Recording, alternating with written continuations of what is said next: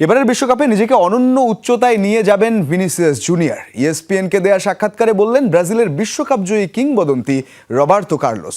Morocco match draw হলেও ভিনির দাপুটে গোল আশা জাগাচ্ছে Selecao ভক্তদের মনে। এদিকে রিকভারি সেশনে নিজেকে প্রস্তুতে ব্যস্ত নেইমার, যা ইঙ্গিত দিচ্ছে খুব দ্রুত মাঠে ফেরার।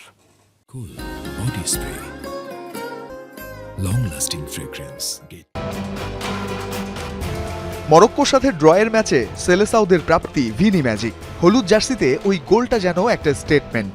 এবারের বিশ্বকাপে মাদ্রিদ স্টার কতটা অপ্রতিরোধ্য হতে যাচ্ছেন তা প্রথম ম্যাচেই টের পেয়েছে প্রতিপক্ষের রক্ষণভাগ।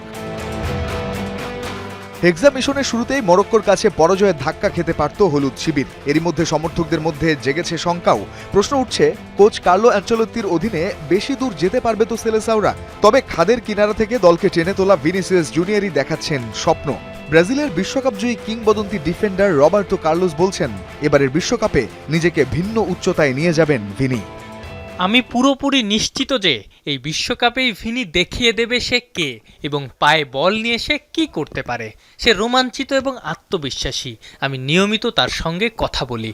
আমি তাকে বিশ্বের সমস্ত শুভকামনা জানাই, কারণ এই গুরুত্বপূর্ণ শিরোপাটি আবারও জেতার লড়াইয়ে সেই ব্রাজিলের প্রধান ভরসা।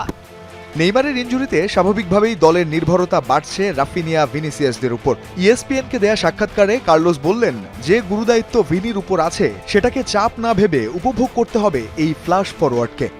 ভিনিকে বুঝতে হবে সে বিশ্বের সবচেয়ে বড় ক্লাব রিয়াল মাদ্রিদ এবং বিশ্বের সেরা জাতীয় দল ব্রাজিলের হয়ে খেলে। তাকে শান্তভাবে এই দায়িত্ব নিজের কাঁধে তুলে নিতে হবে। সে দলের অন্যতম প্রধান নেতা। সে সমালোচনা থেকেও পালাতে পারবে না এবং নিজের দায়িত্ব থেকেও মুখ ফিরিয়ে নিতে পারবে না। ব্রাজিলের পরের ম্যাচ হাইতির বিপক্ষে ২০ জুন ফিলাডেলফিয়ায়। প্রথম ম্যাচের পর রিকভারি সেশন সেরেছে অ্যানচেলোত্তির শিষ্যরা। স্বস্তির খবর, সেই সেশনে দেখা গেছে নেইমার জুনিয়রকে। এবার কি তবে মাঠে ফিরছেন নেইমি?